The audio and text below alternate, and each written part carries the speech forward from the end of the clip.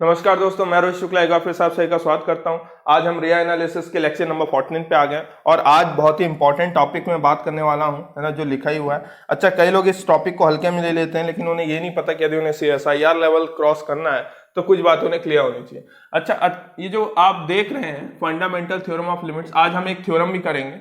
इसको कुछ लोग अलजेब्रा ऑफ लिमिट्स भी कहते हैं। ठीक, मैं आज इन सभी थ्योरम्स पे चर्चा करने वाला हूं, है ना, अलजेब्रा ऑफ लिमिट्स। ठीक, तो देखिए पहले अलजेब्रा ऑफ लिमिट्स हमें क्या बताता है। मैं जानता हूं आप सब में से कईयों ने पढ़ा होगा, पर देख लीजिए एक बार, क्या आप सबको ये सारी बातें याद है कि नहीं। जैसे यदि मैं आपसे बात करना चाह रहा हूं, मान लीजिए दो फंक्शन है ना, एक फंक्शन f ऑफ x है और दूसरा फंक्शन g ऑफ x है। ठीक, यदि आपके पास दो फंक्शन है और इन दोनों की लिमिट आप निकालते हैं, है ना, दोनों की लिमिट आप निकालते हैं x टेंड्स टू a पे, यानी कि एक ही पॉइंट पे आप लिमिट निकाल रहे हैं। और दूसरी बात, इन दोनों फंक्शंस का जो डोमेन है ना, वो कॉमन डोमेन हम लेंगे। ठीक, लेकिन अभी मैं अलग अलग बात कर रहा हूं। हालांकि इन दोनों का डोमेन कॉमन होना चाहिए, याद रखिएगा, है ना, कॉमन डोमेन पे बात होगी। क्यों, अभी आपको पता चल जाएगा क्यों कॉमन डोमेन, अभी समझ में आएगा आपको। जरा ध्यान से देखिए, यदि कोई फंक्शन है, उसका x टेंड्स टू a पे, इस पॉइंट पे लिमिट है मान लीजिए l, ठीक, यानी कि लिमिट एग्जिस्ट करती है भाई साहब, है ना, इनफाइनाइट नहीं है, लिमिट एग्जिस्ट करती है, फाइनाइट वैल्यू है। और इसकी भी जो लिमिट है वो एग्जिस्ट करती है, मान लीजिए इसका नाम दे दिया हमने m, ठीक, यानी कि ये भी फाइनाइट है, ये भी एग्जिस्ट करती है। ठीक, और दोनों की लिमिट हमने एक ही पॉइंट a पे निकाली है। तो आपने सुना होगा कि limit x tends to a f plus g of x, है ना, यानी कि जब दो फंक्शंस को ऐड कर दो, इसीलिए मैंने कॉमन डोमेन की बात करी। ये दोनों जब ऐड होंगे तो उस समय इनका जो डोमेन होगा वो क्या होगा, कॉमन डोमेन। तो कॉमन डोमेन पे हमने ये दोनों बातें करी हैं। याद रखना कि फंक्शन की लिमिट l है और g ऑफ x की लिमिट मान लीजिए m है। दोनों की लिमिट अलग अलग हो सकती है, सेम भी हो सकती है, उससे कोई फर्क नहीं पड़ता, फाइनाइट होनी चाहिए, इतना याद रखना। वो सेम भी हो सकती है और डिफरेंट भी हो सकती है। ठीक, अच्छा, तो आपको पता होगा इस चीज को हम कैसे लिखा करते हैं। इस चीज को हमें लिमिट का अलजेब्रा क्या कहता है कि limit x tends to a, है ना। आपको ये टॉपिक हल्का लगेगा, अभी देखते जाइए। f of x plus g of x, ये इस तरीके से कर सकते हैं, x इन दोनों के साथ चला जाएगा और ऐसा होते ही कितनों को पता है कि लिमिट सेपरेट हो जाएगी, limit x tends to a f of x होगा plus limit x tends to a g of x होगा। ठीक, इतनी बात यदि आपको क्लियर है तो मैं आपसे क्या बोलना चाह रहा हूं कि इस फंक्शन की लिमिट कितनी है, l है, और दूसरे वाले फंक्शन की लिमिट कितनी है, m है। यानी कि जब मैं इस फंक्शन को एक साथ सॉल्व करूंगा तो जो मुझे वैल्यू मिलेगी वो असल में इन दोनों फंक्शन की अलग अलग लिमिट का एडिशन होगा। इस बात का ध्यान रखना, मुझे थ्योरम में जरूरत पड़ने वाली है। दूसरी चीज, सेम चीज इसी में कि limit x tends to a, यदि मैं f minus g of x की बात कर रहा हूं, ठीक, और दोनों की लिमिट आपको याद रखनी है, तो आप जानते हैं क्या होगा, limit x tends to a, देखो दे लेवल बढ़ाते जाओ, आपका f of x minus g of x हो जाएगा। समझ में आ रही बात है कैसे हुआ, नोटेशन से याद रखो, दोनों सेम चीजें हैं। फिर लिमिट का अलजेब्रा आपसे क्या कहता है कि आप लिमिट को सेपरेट कर सकते हैं, तो बिल्कुल हम सेपरेट करेंगे भी। क्यों, क्योंकि आप चाहे एक साथ लगाओ चाहे अलग अलग लगाओ, आपको वैल्यू वही मिलने वाली है। कैसी वाली वैल्यू कि इन दोनों का जो डिफरेंस होगा वही इस फाइनल वाले प्रोडक्ट, मतलब इस फाइनल वाली चीज की क्या होगी, वैल्यू होगी। और इस वैल्यू को कुछ बुकों में मैग्नीट्यूड भी कहा जाता है। ठीक, हालांकि हम इसको मैग्नीट्यूड नहीं बोलेंगे, फिर भी इसको मैग्नीट्यूड कहा जाता है जब आप इस थ्योरम के रूप में चल रहे हैं। तो इस फंक्शन की जो वैल्यू आई है वो l माइनस m से आएगी, लेकिन उसके पीछे का रीजन क्या है कि पहले दोनों सेपरेट होंगे, उन दोनों पे अलग अलग लिमिट लगती है, उन दोनों के लिमिट का क्या होता है, डिफरेंस। तो लिमिट शब्द बहुत इंपॉर्टेंट है। तीसरा, यदि मैं आपसे बात कर रहा हूं limit x tends to a f by g of x, ठीक, इस तरीके से लिखा जाता है। यहां पे हर किसी को पता है कि g should not be equals to 0, यानी कि कहने का मतलब कि g ऑफ x, यानी कि जो आपका फंक्शन है वो 0 नहीं होना चाहिए। उसके पीछे का मतलब क्या है कि limit x tends to a, आप इसको क्या लिखेंगे, f ऑफ x अपॉन में g ऑफ x। ठीक, और यदि ऐसा लिखते हैं तो आपको एक बात और पता चलेगी कि अब लिमिट इसमें भी सेपरेट होगी, limit x tends to a f of x, ठीक, और whole upon limit x tends to a g of x। इतनी बात यदि आपको समझ में आ गई होगी तो बहुत अच्छी बात है। और ये कितनी होगी, l, और ये कितनी होगी, m, है ना, ये कितनी होगी, m। यहां पे भी वही बात है कि m शुड नॉट बी 0, यानी कि ये फंक्शन ही इस तरीके से प्रोवाइड किया गया हो कि जो नीचे वाला फंक्शन हो उसकी लिमिट किसी भी हालत में जीरो ना होने पाए। फंक्शन तो खुद जीरो ना हो लेकिन उसकी लिमिट भी जीरो ना हो, जो नीचे डिवाइड में लगा है, जो क्वोशिएंट में लगा। क्यों? क्योंकि यदि इसकी लिमिट एल आ रही है और नीचे वाले की लिमिट जीरो आ रही है तो ही वैल्यू अनडिफाइंड हो सकती है। बात आप समझ गए होंगे। तो ना फंक्शन जीरो हो और ना ही उसकी लिमिटिंग वैल्यू जीरो हो, इस बात का आपको ध्यान रखना है। तो एल बाय एम, यानी कि जब भी हम ये निकालते हैं ना तो असल में हम क्या कर रहे होते हैं कि फंक्शन ऊपर वाले फंक्शन की लिमिट को नीचे वाले लिमिट से डिवाइड कर रहे होते हैं, जो कि एक नॉन जीरो नंबर होता है। ठीक, नॉन जीरो बोला मैंने, नॉन नेगेटिव नहीं बोला है। नॉन जीरो वो नेगेटिव भी हो सकता है, पॉजिटिव भी हो सकता है, बस जीरो नहीं हो सकता है। ये तीन बातें आपको समझ में आई होंगी। ठीक, चौथी बात मैं यहीं पे कर देता हूं प्रोडक्ट के लिए कि limit x tends to a यदि f इंटू जी है ना, नोटेशंस प्लीज ध्यान रखें। यहां पे क्या होगा भाई साहब, होगा limit x tends to a, आप जानते हैं एक तो f of x multiply by g of x। यहां पे भी हम क्या करते हैं, limit x tends to f of x, ठीक, और multiply limit x tends to a g of x। और आप समझ गए होंगे यहां पे जो वैल्यू आने वाली है वो असल में इन दोनों के लिमिट का क्या होगी, प्रोडक्ट होगी। ये तो आसान बात कर दी। चलिए आगे बढ़ते हैं। ठीक, यदि आपको इतनी बात क्लियर है तो मैंने यदि आपसे कहा, मान लीजिए कि limit x tends to a और मैंने कहा आपसे कि भाई साहब f ऑफ x की पावर g ऑफ x, अब बताइए क्या होगा। तो यहां पे बिल्कुल वही चीज होगा। क्या होगा भाई साहब, यदि इसकी लिमिट एग्जिस्ट करती है तो वो l होगी और इसकी लिमिट एग्जिस्ट करेगी तो m होगी। तो वो जो फाइनल आंसर आएगा वो इसकी पावर आएगी, इसकी लिमिट की इसकी पावर पे चढ़ जाएगी और ये बेस में तो इसकी जो लिमिट रहेगी वो बेस में रहेगी, तो l to the power m आएगा। अच्छा एक और बात है ना, पीछे मैंने कितनी बातें करी थी, 4, तो ये मान लीजिए 5वीं बात है। छठी बात आपसे करता हूं क्या, कि मान लीजिए कभी आपकी लिमिट एग्जिस्ट ना कर पाए, यानी कि कहने का मतलब ये कि आपने मान लीजिए f ऑफ x लिया, limit x tends to f of x लिया और वो या तो इनफाइनाइट आ गया या तो माइनस इनफाइनाइट आ गया। ठीक, तो इसका मतलब हम एक फायदा उठा सकते हैं क्या, कि जिस दिन आप इस फंक्शन का रेसिप्रोकल ले लेंगे, यानी कि 1 अपॉन f ऑफ x ले लेंगे, तो इसकी जो लिमिट होगी वो क्या हो जाएगी, जीरो।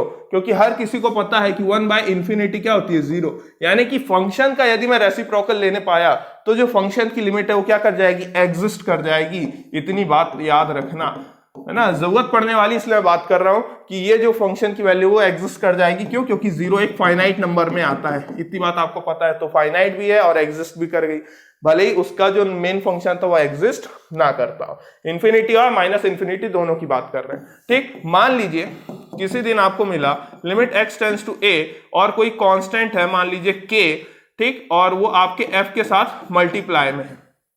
ठीक, तो आप इसको क्या लिखेंगे भाई साहब, limit x tends to a, ये तो x जाएगा तो कांस्टेंट के साथ थोड़ी जुड़ जाएगा, ये तो f ऑफ x बनेगा। इतनी बात आप समझ पा रहे होंगे। ये x सिर्फ फंक्शन के लिए, तो मैं क्या कर सकता हूं, मैं k को बाहर ले सकता हूं और ये limit x tends to a f of x रहेगा, जहां पे k किससे मल्टीप्लाई होगा, इस फंक्शन की लिमिट से, जो कि कितनी थी आपको याद होगा, l।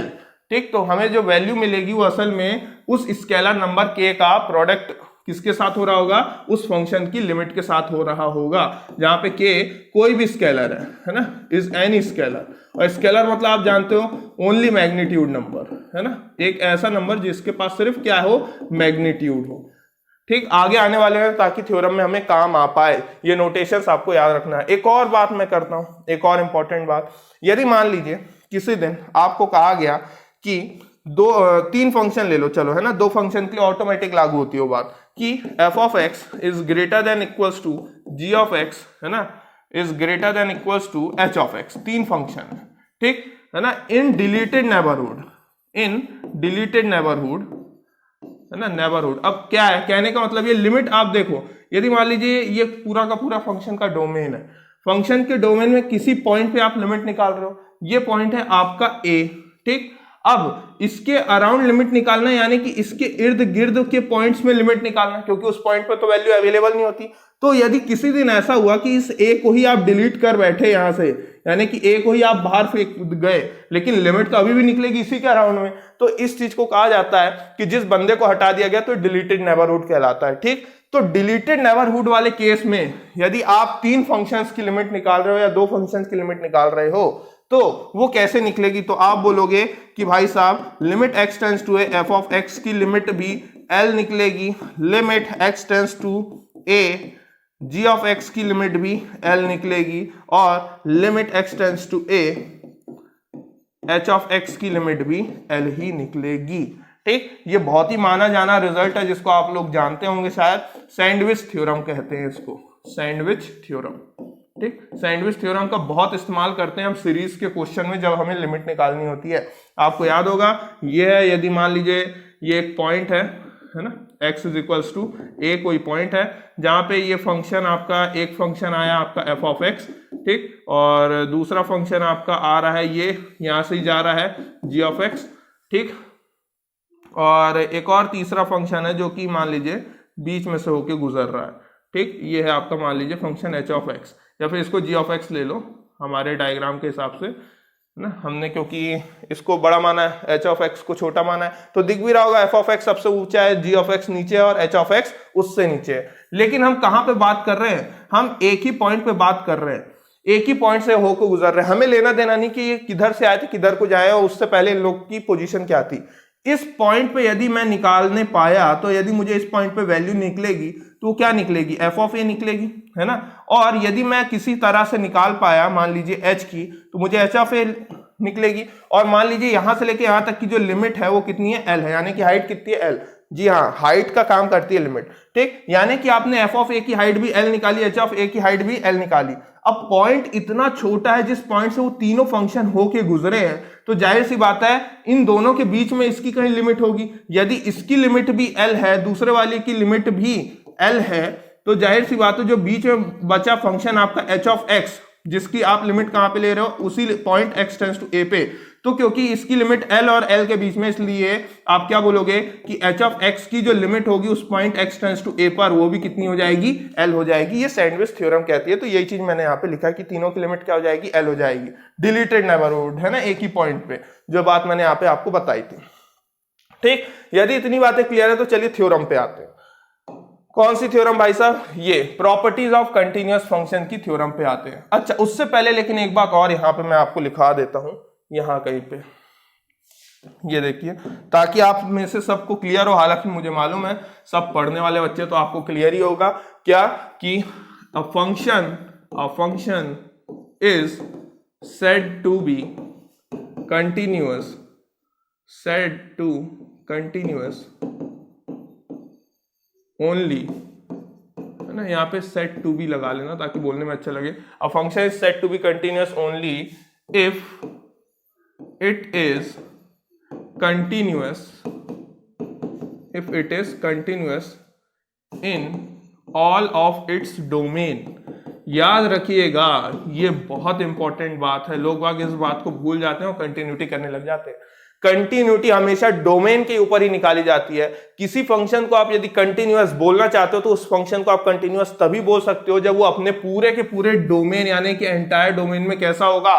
कंटिन्यूअस होगा। ठीक, डोमेन के बाहर और इधर उधर जाने का मतलब ही नहीं है। कंटिन्यूटी चेक की जाती है डोमेन पे। यदि डोमेन में वो फंक्शन कंटिन्यूअस है, हर पॉइंट पे कंटिन्यूअस है, तभी आप उस फंक्शन को क्या कह सकते हो? कंटिन्यूअस। यानी कि आपको आगे पता चलेगा, यदि मैं बोल रहा हूं कि यार ये फंक्शन कंटिन्यूअस है, तो आपके माइंड में आ जाना चाहिए कि यानी कि ये फंक्शन अपने डोमेन के हर पॉइंट में कंटिन्यूअस है। और हर पॉइंट में कंटिन्यूअस होने का मतलब क्या है? कि लिमिट एग्जिस्ट करती है। इस बात का आपको ध्यान रखना है, तो ही आप आगे की थ्योरम कर पाएंगे। ठीक, तो a function is said to be continuous. यदि फंक्शन मैं बोल रहा हूं कि कंटिन्यूअस है, तो आप समझ जाइए कि वो अपने डोमेन के हर पॉइंट में, अपने डोमेन के हर पॉइंट में क्या है? कंटिन्यूअस है। और हर पॉइंट में कंटिन्यूअस होने का मतलब क्या है? कि लिमिट एग्जिस्ट करती है। इस बात का आपको ध्यान रखना है। उस फंक्शन की उस हर पॉइंट में लिमिट एग्जिस्ट करती है, नॉट डिफाइंड नहीं होती है। ठीक, तो चलिए आइए देखते हैं प्रॉपर्टीज ऑफ कंटिन्यूअस फंक्शन। ठीक, ये यहां पे असल में इफ लिखा है ना, ये इफ है, इफ है ना, अलग से और लिख देता हूं भैया, if f and g are two continuous function, यानी कि उन्होंने हमें दे दिया है कि दोनों कैसे कंटिन्यूअस फंक्शन है। यदि दोनों कंटिन्यूअस फंक्शन है तो इतनी बात आप समझ गए होंगे कि वो अपने पूरे एंटायर डोमेन में भी कैसे होंगे? कंटिन्यूअस होंगे। हर एक पॉइंट के लिए उनकी लिमिट एग्जिस्ट करेगी on their common domain D. ठीक, और यदि आप में से किसी को दिक्कत है कि कंटिन्यूअस फंक्शन अपने डोमेन में कैसे कंटिन्यूअस होते हैं, तो आप कमेंट करिएगा, मैं उसको भी बता दूंगा। ठीक, तो if f and g are continuous functions on their common domain d, then हमें पहली चीज प्रूव करना है कि f प्लस जी भी कंटिन्यूअस होगा। याद रखिए ऊपर हम अभी पीछे हम क्या कर रहे थे कि लिमिट सेपरेट हो जाती है। अब हमें बताना है कि यदि कोई दो फंक्शन है, एक f है और एक g है, और दोनों कैसे हैं, कंटिन्यूअस हैं, तो उन दोनों का जो एडिशन होगा वो भी कैसा होगा, कंटिन्यूअस होगा। तो इस बात को कैसे लागू करें, देखो मान लीजिए, है ना, मैं अभी इस बार सिर्फ लिखा रहा हूं, बाकी आप अगली बार के लिए सभी आगे आने वाली थ्योरम्स में आप उसको सेम मानेंगे। Let a be any arbitrary point, हमने एक आर्बिट्रेरी पॉइंट लिया, कहां का लिया भाई साहब, डोमेन का लिया। Let a be any arbitrary point of d, है ना, डी यानी डोमेन, डोमेन से हमने कोई भी एक आर्बिट्रेरी पॉइंट लिया।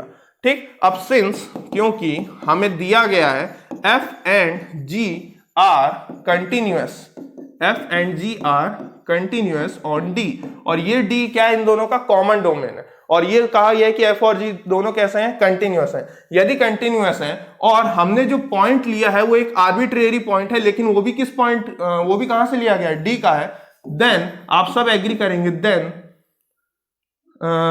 Limit x tends to a f of x is equals to f of a होगा। क्यों, अरे यार खुद ही सोचिए, यदि a हमने d से लिया है, तो मैंने आपको क्या बताया कि यदि f और g कंटिन्यूअस फंक्शन है तो अपने डोमेन के हर पॉइंट में ये कैसे होंगे, कंटिन्यूअस होंगे, और हर पॉइंट में कंटिन्यूअस होने का मतलब क्या, इनकी हर पॉइंट में क्या होगी, इनकी लिमिट एग्जिस्ट करेगी। यानी कि आप यहां पे अलग से एक बात और लिख सकते हो, therefore f and g are continuous at a also. हाँ है ना, ये लिख दे रहा हूं मैं, जिसको तकलीफ है उसके लिख दे रहा हूं, है ना, जो गरीब बच्चा रहता है बेचारा समझ नहीं पाता है कि, है ना, यदि f और g कंटिन्यूअस है डी पे, और a भी जो पॉइंट लिया गया है वो d का है, और d कैसा है, कॉमन डोमेन है इन दोनों फंक्शंस का, और ये दोनों ही फंक्शन कंटिन्यूअस हैं इस कॉमन डोमेन में, और हमने a पॉइंट उसी पॉइंट से लिया, उसी डोमेन से लिया है, तो जाहिर सी बात है f और g कंटिन्यूअस होंगे a पे, और यदि कंटिन्यूअस a पे होंगे तब ये बात मैं यहाँ पे लिख रहा हूं, देन जाहिर सी बात है फंक्शन की लिमिट जो होगी, f ऑफ x की जो लिमिट होगी, हमने एक फंक्शन f लिया है, ठीक, तो उसकी जो वैल्यू होगी वो f ऑफ a होगी, और उसी तरीके से limit x tends to a g of x की वैल्यू भी आएगी क्या, g ऑफ a आएगी। इतनी बात आप समझ गए होंगे, यही तो लिमिट एग्जिस्टेंस की फॉर्मूला होता है, लिमिट एग्जिस्ट करती है तो हम इसी तरीके से लिखते हैं। ठीक, यदि इतनी बात आपको समझ में आ गई, यहां तक कोई तकलीफ नहीं है, तो सिंपल सी बात अब मैं करने वाला हूं, क्या कि अब लिमिट का अलजेब्रा अप्लाई करूंगा। कैसे, मैं यहां पे लिखूंगा limit x tends to a, तो बताइए f plus g of x को हम बाय लिमिट अलजेब्रा कैसे लिखा करते थे, limit x tends to a, है ना, f of x plus g of x। इतनी बात आपको समझ में आ गई होगी, और यदि इतनी आ गई, है ना, यहाँ पे यही चल रहा है आपका, limit x tends to a f plus g of x। अच्छा ध्यान से देखिए, अब मैं लिमिट सेपरेट कर सकता हूं, अभी पीछे हमने किया है, तो f of x plus limit x tends to a g of x, और हमें पता है क्योंकि, है ना, ये दोनों फंक्शन कंटिन्यूअस फंक्शन है अपने डोमेन d पे, तो पॉइंट a पे इनकी वैल्यू एग्जिस्ट कर रही है, वो क्या है, एक की f ऑफ a है और एक की g ऑफ a है, तो इसकी जो वैल्यू एग्जिस्ट कर रही है वो भाई साहब f ऑफ a है, और इसकी जो वैल्यू एग्जिस्ट कर रही है वो g ऑफ a है। ठीक, और ये आपका limit x tends to a f plus g of x। ठीक, यदि ऐसा है तो बताइए, ये इनको ऐसा लिख सकता हूं, f plus g of a। ठीक, और ये आपको वैसा का वैसा चल रहा है, limit x tends to a f plus g of x। ठीक, आपको दिखाई दे रहा है, जब f ऑफ x था तो f ऑफ a के बराबर था, जब g ऑफ x था तो g ऑफ a के बराबर है, तो जब f plus g of x है, इसको कैसे पढ़ेंगे, f plus g of x है तो वो किसके बराबर है, f plus g of a।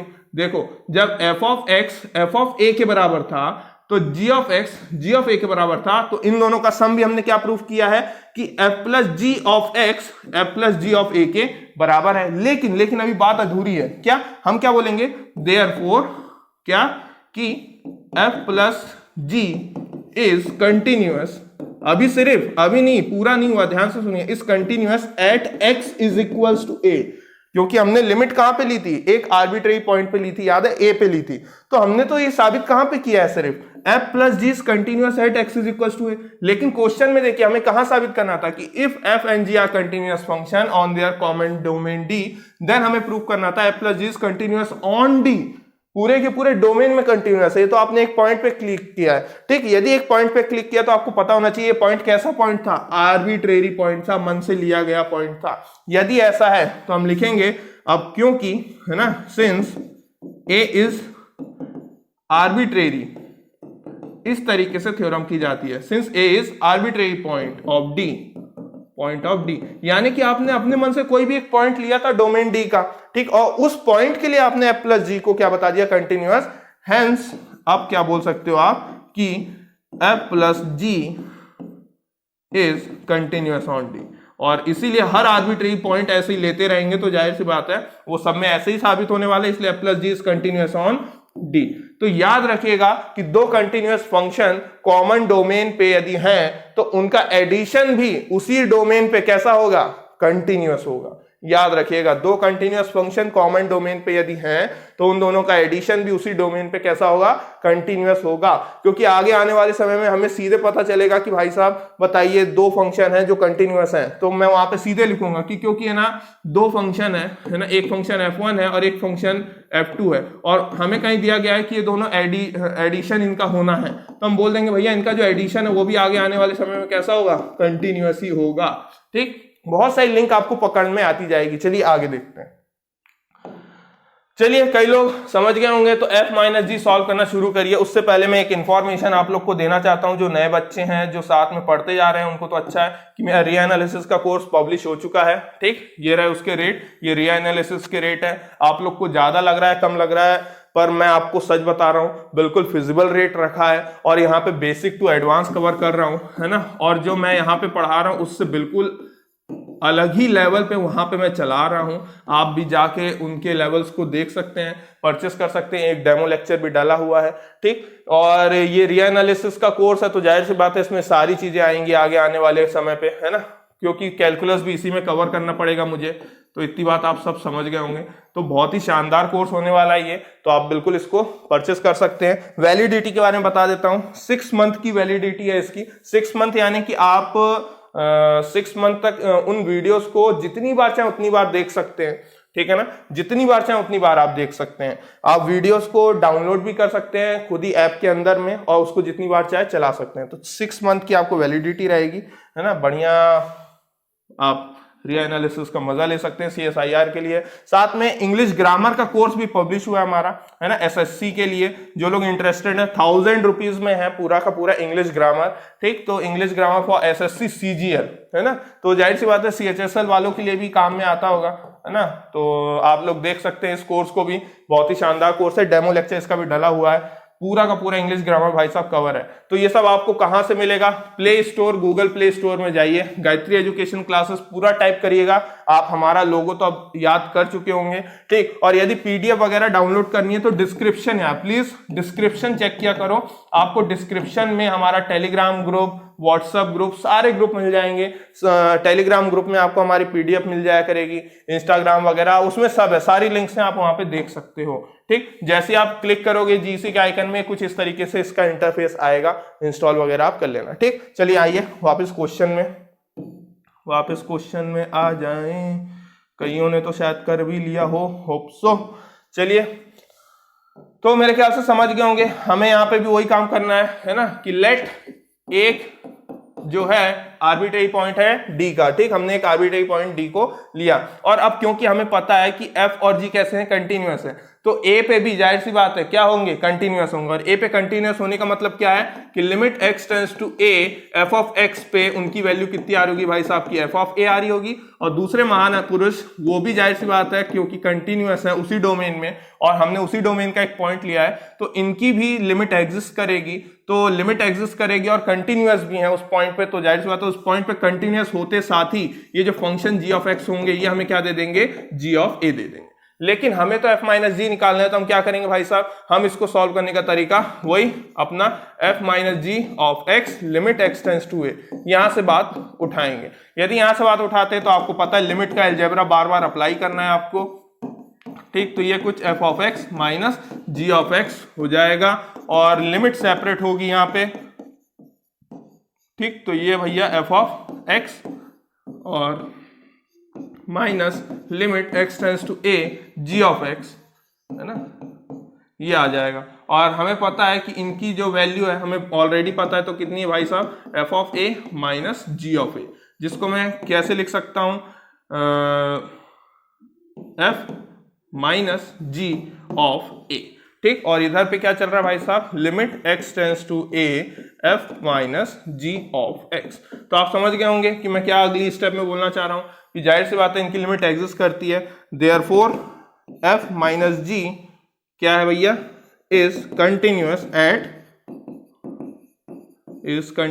Eight x is equal to A. लेकिन ये अभी सिर्फ क्या साबित किया हमने, x is equal to A पे कंटिन्यूअस है, बट क्योंकि a is any arbitrary point, a is any arbitrary, है ना, बस इतना लिख दे रहा हूं, arbitrary point on D, therefore hence क्या लिखेंगे हम भाई साहब, कि जो f माइनस जी है वो कंटिन्यूअस होगा कितने, डोमेन में, इज कंटिन्यूअस, है ना, is continuous on D, on domain D। तो इस तरीके से आपको याद रखना है कि दो फंक्शन यदि कंटिन्यूअस हैं एक ही डोमेन पे, तो उनका जो डिफरेंस होगा वो भी कैसा होगा, कंटिन्यूअस होगा उसी डोमेन पे। ठीक, ये इनकी प्रॉब्लम्स को आपने अब मैनेज कर लिया है। अब यह है प्रोडक्ट का, तो जाहिर सी बात है, again let A belongs to D be an arbitrary point, है ना, वो सब लिखते रहना, be an arbitrary point। अब क्योंकि जाहिर सी बात है F and G are continuous on D, therefore A, since A is the point belongs to D, therefore F and G separately continuous on A, है ना, यानी कि इनको सेपरेटली कंटिन्यूअस होना पड़ेगा इस पॉइंट A पे, क्योंकि ये दोनों ऑलरेडी कंटिन्यूअस फंक्शन है। यदि ये दोनों कंटिन्यूअस फंक्शन हैं तो जाहिर सी बात है इनकी फिर कंटिन्यूटी ए पे साबित होती होगी, और वो साबित किस तरीके से होगी कि limit x tends to a f of x की वैल्यू आपको एफ ऑफ ए, ये गिवन चीजें हैं। ठीक, एंड ये समझने की बातें हैं भाई साहब, जो लोग हायर स्टैंडर्ड में जाना चाहते हैं तो उनको इतनी तो अब मेमोरी अपनी बढ़ानी पड़ेगी कि क्वेश्चन क्या कह रहा है वो समझ पाए। जी ऑफ एक्स की वैल्यू कितनी मिल रही है उनको, जी ऑफ ए। ठीक, अब वो यहां से प्रूफ शुरू करेंगे कि भाई साहब f इंटू जी निकालना है f ऑफ x का, और लिमिट हमें उसी पॉइंट से साबित करनी पड़ेगी, क्योंकि आर्बिट्री पॉइंट वरना चुने क्यों। ठीक, यदि ऐसा है तो अब लिमिट का अलजेब्रा अप्लाई होगा भैया, limit x tends to a, है ना, f of x into g of x और ये भैया ऐसा हो जाएगा। अब जाहिर सी बात है लिमिट अलजेब्रा आपको क्या कहता है कि आप प्रोडक्ट में भी लिमिट को अलग अलग लगा सकते हो, क्योंकि इनकी लिमिट का प्रोडक्ट अलग आंसर देता है ना, एक की लिमिट L है एक की लिमिट M है, दोनों का प्रोडक्ट से आंसर आता है, इसलिए अलग अलग लिमिट सेपरेट हो सकती है। ठीक, तो ये इसका आंसर कितना आएगा लिमिट होने पे f ऑफ a, और इसका आंसर कितना है भाई साहब, g ऑफ a।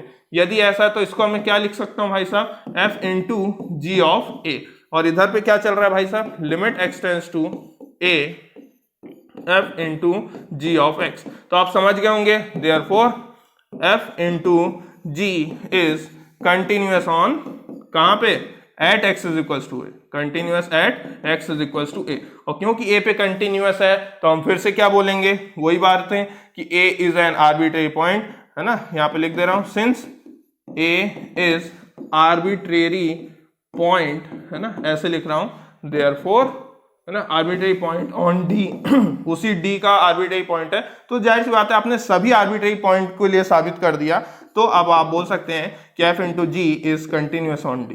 तो इसीलिए एफ इंटू जी कैसा है, कंटिन्यूअस है पूरे के पूरे एंटायर डोमेन डी में। ठीक, तो इस तरीके से आपको याद रखना है। आगे देखिए, ठीक, हाँ भैया, alpha f is continuous on d, भैया alpha is any real number, कोई रियल नंबर है। ठीक, तो आपको पता है क्या करना है, फिर से वही, let any point belongs to d be an arbitrary point. ठीक, और क्योंकि फंक्शन f हमें ऑलरेडी आगे वाले क्वेश्चन में लिखा हुआ है कि f क्या है, कंटिन्यूअस है, यदि कंटिन्यूअस है तो पूरे डोमेन के हर पॉइंट में कंटिन्यूअस होगा, और यदि हमने a पॉइंट उसी डोमेन का लिया है तो फंक्शन की वैल्यू इस a पॉइंट पे भी कैसी होगी, कंटिन्यूअस होगी। कंटिन्यूअस होने का मतलब क्या है, इस पॉइंट पे इन भैया की जो लिमिट होगी वो क्या करेगी, एग्जिस्ट करेगी, और एग्जिस्ट करने के बाद हमें क्या दे देगी, f ऑफ a के बराबर दे देगी। ठीक, यही तो कंटिन्यूटी का खेल है। कंटिन्यूटी का खेल आपको याद होना चाहिए यार, मेरे ख्याल से ऐसे लिखते थे, limit x tends to a minus f of x is equals to limit x tends to a plus f of x is equals to f of a हुआ करती थी, याद आ रहा होगा।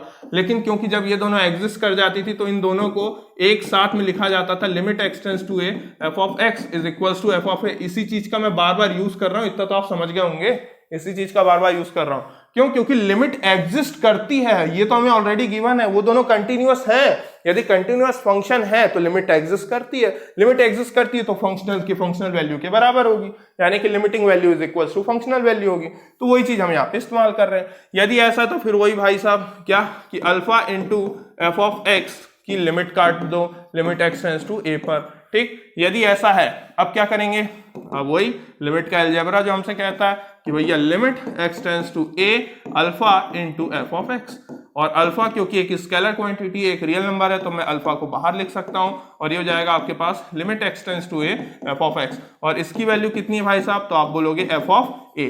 यदि ऐसा है तो यहाँ पे मैं इसको आगे कैसे लिख सकता हूं, अल्फा इंटू एफ ऑफ ए, इस तरीके से लिखा जा सकता है। तो ये हो जाएगा भाई साहब limit x tends to a alpha into f of x. तो देखो alpha into f of x is equal to alpha into f of a, तो आप क्या बोलोगे, therefore alpha into f is continuous on, है ना, इज कंटिन्यूअस ऑन नहीं, at x is equal to ए।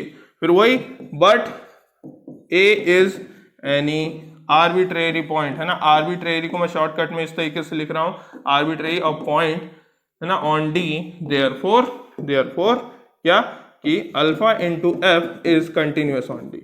ये दोनों कैसे होंगे, कंटिन्यूअस होंगे, कोई नहीं रोक सकता इनको भैया ना। ग्राफ में बहुत काम में आती है चीजें, ग्राफ में बहुत काम में आती है।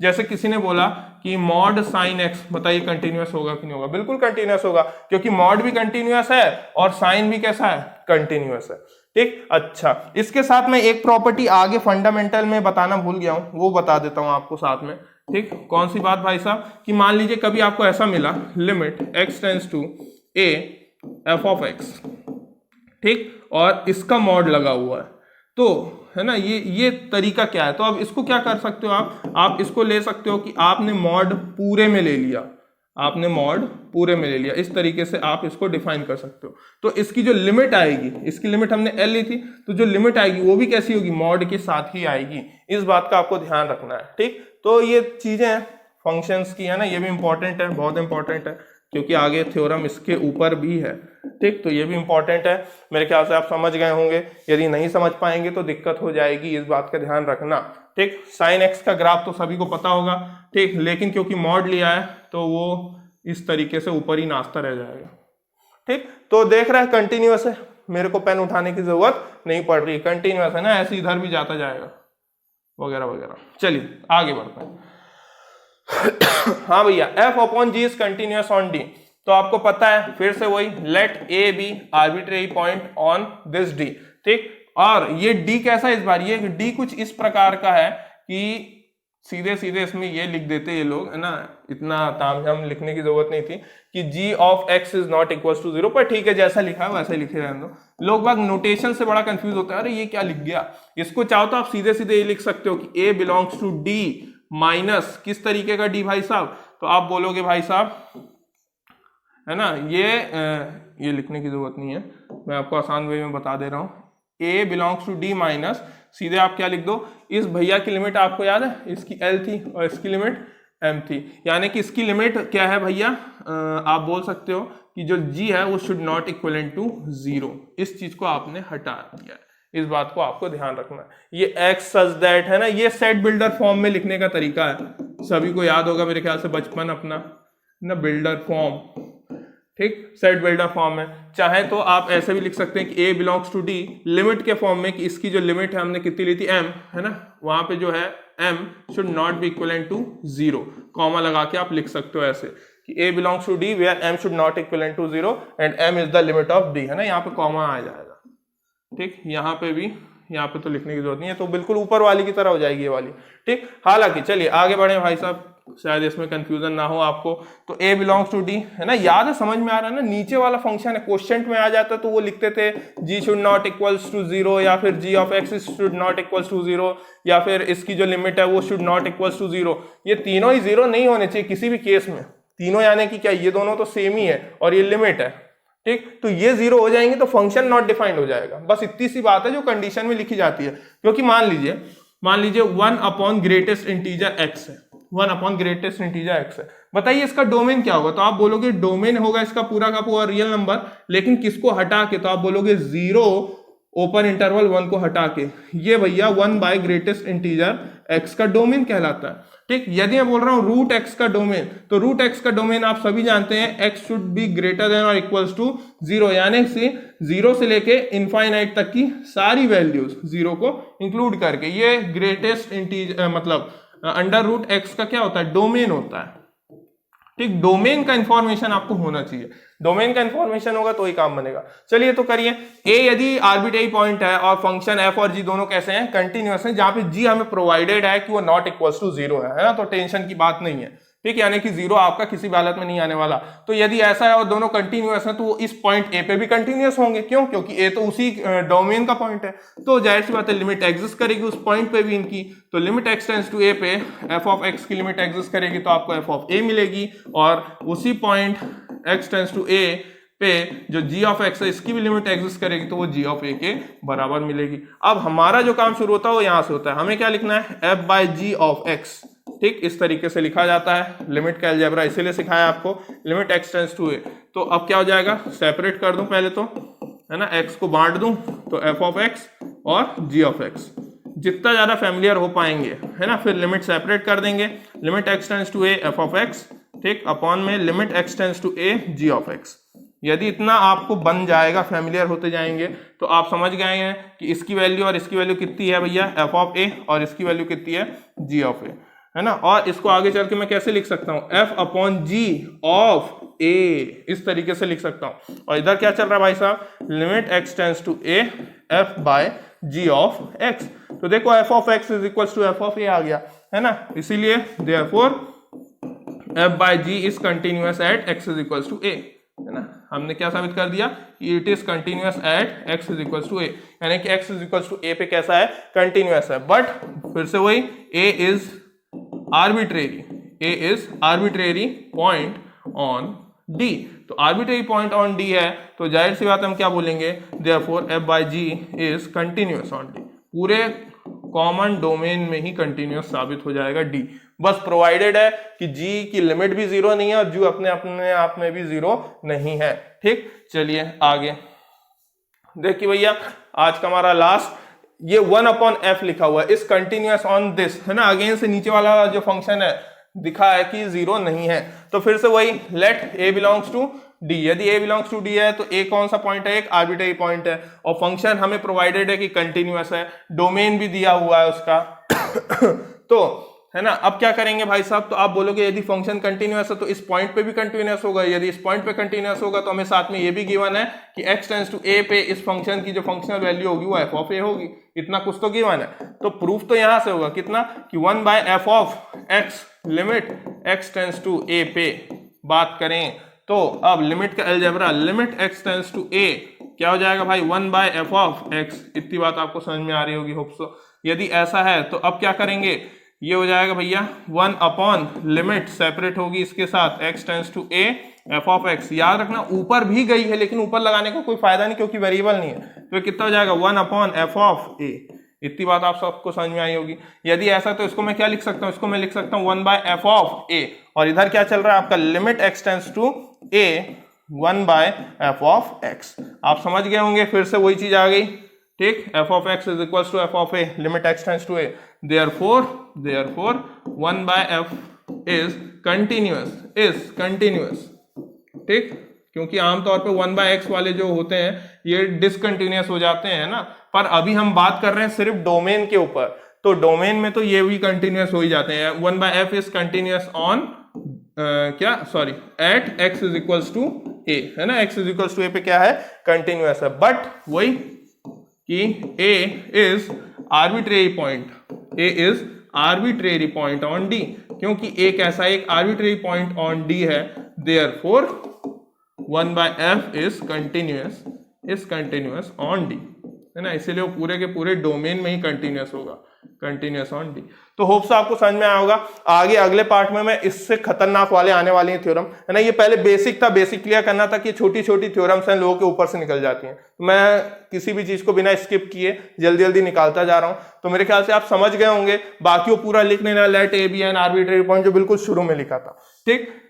अच्छा, और इसके बारे में तो मैं आपको बता ही चुका हूँ मेरे कोर्स के बारे में, ठीक है ना। ऐप डाउनलोड कर लीजिएगा, डिस्क्रिप्शन में भी लिंक है, प्ले स्टोर में चाहे तो गायत्री एजुकेशन क्लासेस पूरा टाइप करिएगा। थैंक यू, बहुत बहुत शुक्रिया।